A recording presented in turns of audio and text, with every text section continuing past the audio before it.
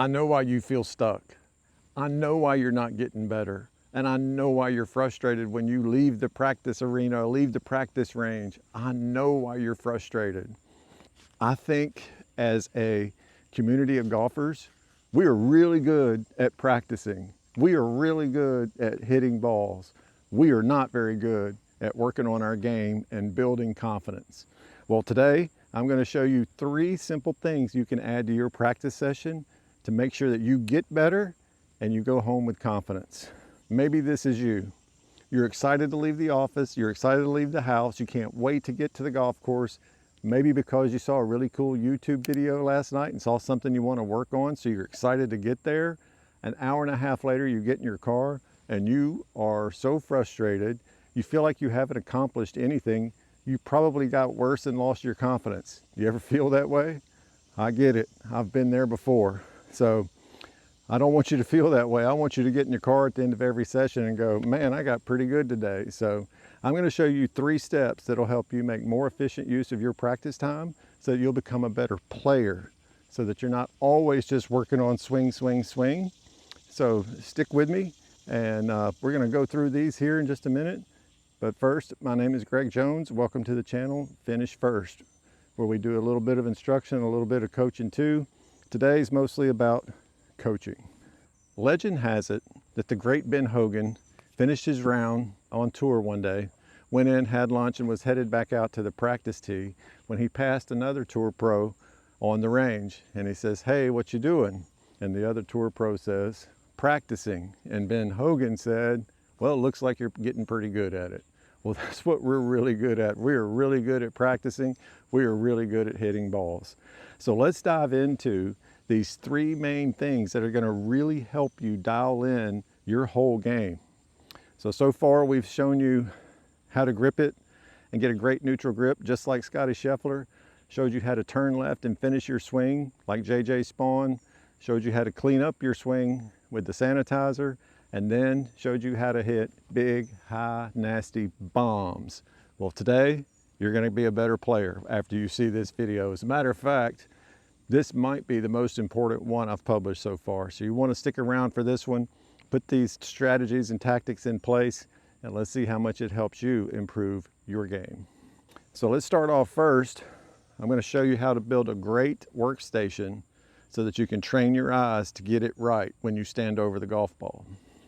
All right, at the very minimum, we should at least have 1 stick on the ground for directional aim. And then I like to always put another one down for ball position.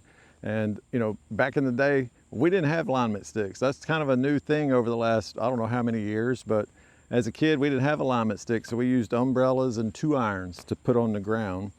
And I dare you to go to a tour event and find those guys on the practice range practicing without something on the ground.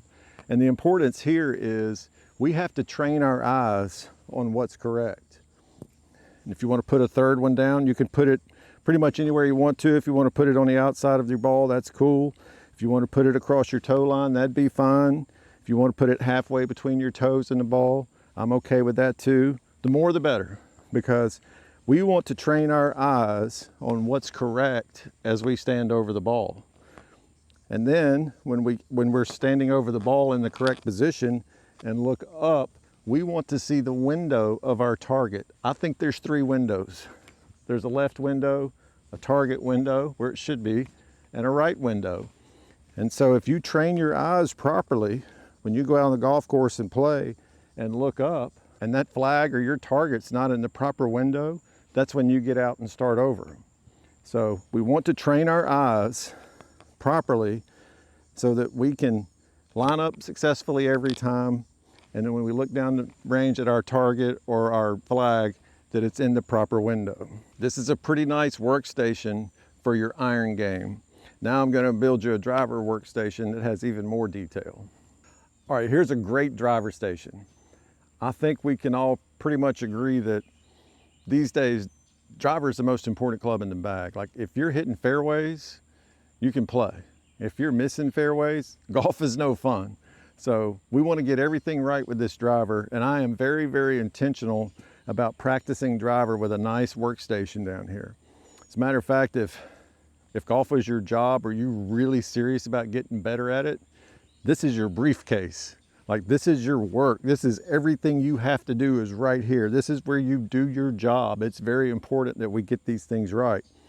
So I've got a stick for ball position. I've got a stick here for direction. And I really like having this stick that extends backwards down the target line and frontwards down the target line, because that gives me an idea or a slight visual of my path. So if I wanted to path it a little inside out, I would swing inside this stick and swing it outside that stick.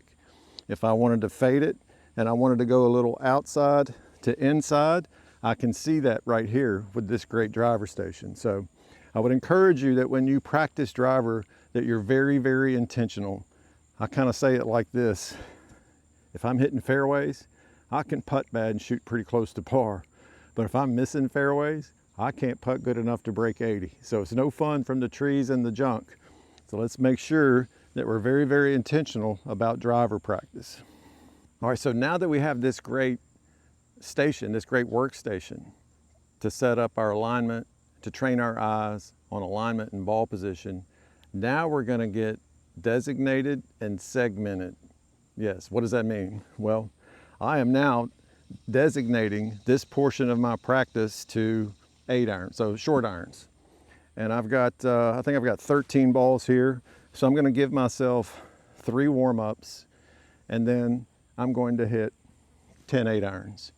Very intentional, very purposeful, okay? So we're going to do this with 3 different components of the game, whether it's driving, wedges, short game, approaches, or putting. We're going to designate our practice into 3 segments. And so I want to be very intentional about these 10 8-irons I'm about to hit.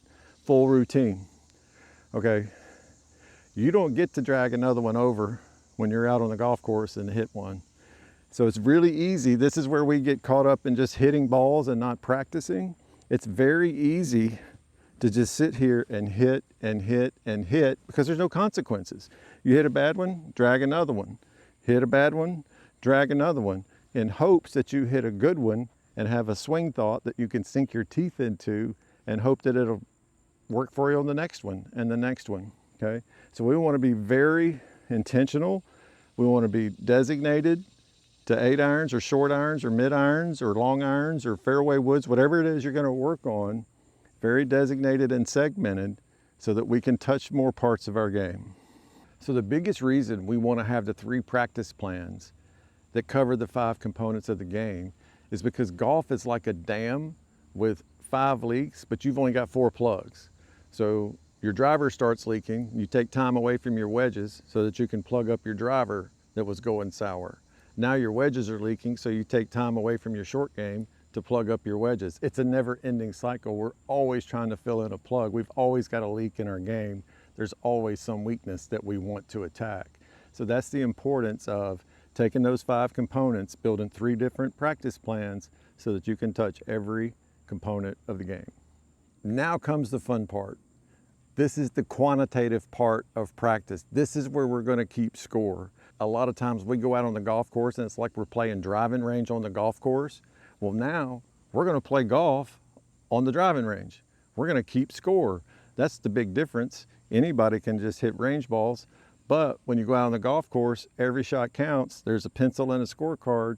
We're going to keep score. You know, I have ways that I practice to try to get better, but when it comes to playing the golf tournament, you know, we're playing the golf tournament.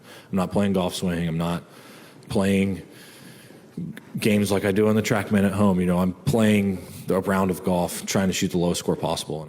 Well, now we're going to practice more like we play by keeping score. And here's what we're going to do. I'll call this the 10-ball pass-fail test. And what we're going to do is I'm going to hit 10 8-irons at a target down there, and I'm going to grade each one pass-fail. And my goal is to get 7 out of 10 passes. That would be passing.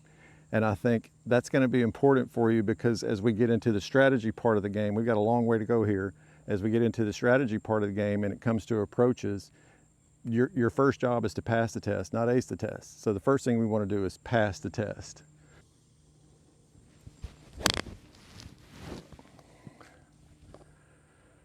I didn't like that one very much. I'm going to call that a fail. I'm 0 for 1. Okay, so That's okay. To make this really fun, you're going to want to put some consequences on the line. They can be imaginary, but the idea here is to get you a little more uncomfortable in practice, to put a little more pressure on you so that when you go out on the golf course, it's a lot easier and you're not as uncomfortable. I want you to be more comfortable on the golf course by making you a little more uncomfortable in practice. If you don't pass the test, maybe you've got to go home and cut the grass. And if you pass the test, maybe you get to stop and get yourself a milkshake on the way home. And if you ever go 10 for 10, I don't know, it might be your lucky night. All right, 0 for 1, here we go.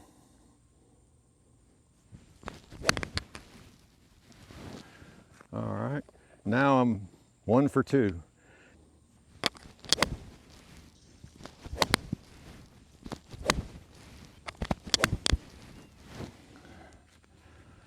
All right, pulled a little bit, but it's not a fail. While I'm doing that, I also figured out what would help me hit a successful shot. I just had to stay in it a little bit longer. It's a little late in the day and I'm not as fresh as I was a few hours ago, so that's my tendency, is to kind of stand up out of it. So if you will build a great workstation, and if you will build a great driver station and practice with intention, and if you will designate and segment your practice so that you can touch the components of the game and keep score and put a little pressure on yourself in practice, I promise you, you're going to play better. And what if over the course of a week, you got 1 shot better with driving, you got 1 shot better with your approaches, you got 1 shot better with your wedges and short game and putting? That's 5 shots. That's 5 shots you could knock off your score just because you practice better. So put these into place, be a better practicer, work on your game so that you're not just hitting balls, and go shoot lower scores. That's what it's all about. So as we look here at the board, you basically have 5 components to the game. Starting at the green, there's putting, there's short game, then the wedges, then the approaches, and then driving. Notice I said driving and not driver because you have more than one option off the tee. So if you've got the 5 components and you were going to go have a solid 60-minute session, you might break that down into 3 20-minute segments and then have a B, and a C plan so that you're not always working on the same things. So as you see here, practice plan A would be wedges, approaches, and driver. B would be putting, short game, and wedges. And then C would be driver, short game, and wedges. I just filled in the blanks. You can fill them in however you like to, but that's a great way to divide the game up into 5 components so that you can build healthy practice sessions.